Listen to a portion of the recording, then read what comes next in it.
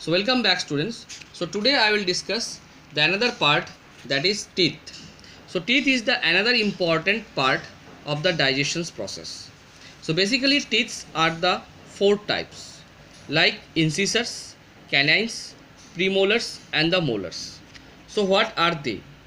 So this is the an adult teeth which having the four molars, is three molars this side and this side have the three molars. So each, this is called the jaw. This whole part is called the jaw. There is a two jaw is there.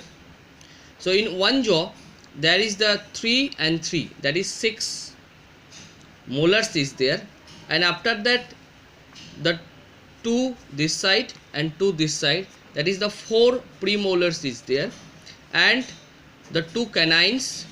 This is the canines, the white part, and this is the another canines. So this makes the 2 canines is there, and this side's 2 incisors, and here the 2 incisors is there, that means 4. So each jaw containing the 16 teeth. So total we have jaw, that is 2, so it makes the 32 teeth in all, in human being in case of adult. In case of young people there are the 8 molars in all, and after that second set the 4 molars is being formed at the age of the 18th and after that, and these are called the wisdom teeth.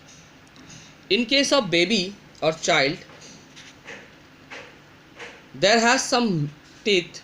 Basically these teeth are premature teeth, and after that premature teeth is being converted into the permanent teeth, and those teeth are premature are called the milk teeth.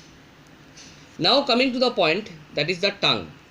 Tongue is the important part for the digestion purpose, because it helps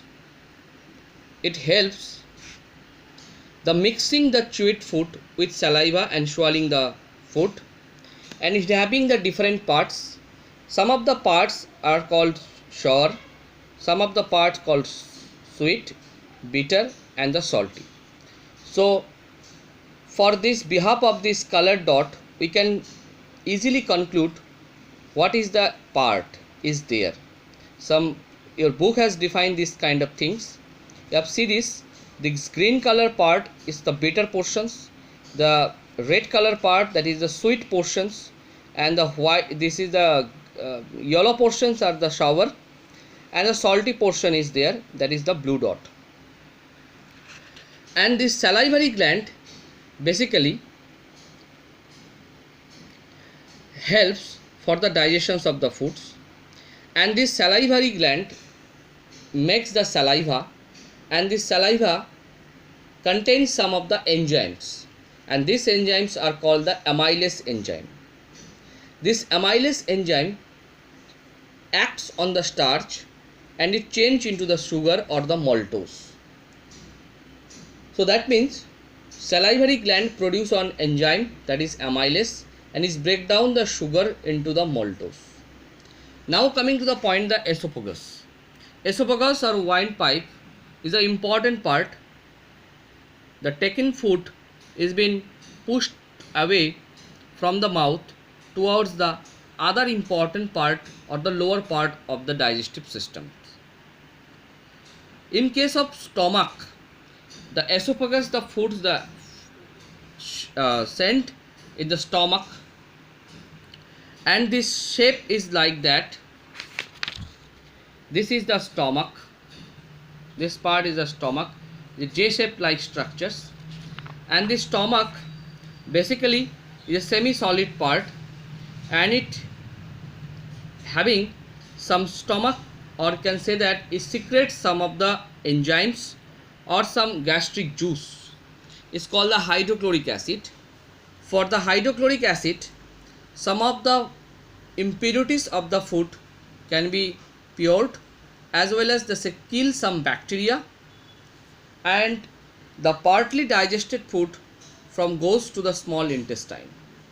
And whenever the food coming the small intestine, and it is a long coil tube like structure, see these things, and is a part of the digestion purpose, and here the glucose, amino acid, fatty acid converted, means from the sugars, and these end products are ready for the absorption's purpose. In the absorption purpose, some of the finger like projections are being involved. This is called the villi, and this villi basically increase the surface area. If the surface area is increases, then the absorption is also increases. So this is the basic important part of the small intestine. In case of large intestine, they are having not that type of significant digestion function to carry out. Basically, it helps the absorbing the water and removing the undigested solid waste throughout our anus. In the case of this alimentary canal, their associated organs are being involved. These are called liver, pancreas, and the gallbladder. So see this diagram. This is called the liver, and liver is the highest, or you can say that the largest gland in our body, and this liver secretes some juice or some liquids that is called the bile juice, and basically it is being stored in this part of the stomach, the whole alimentary canal, sorry. This part is called the gallbladder, and this gallbladder work is digestions of the fats. Means if the person having no gallbladder, such type of person having suffering from in case of indigestions also.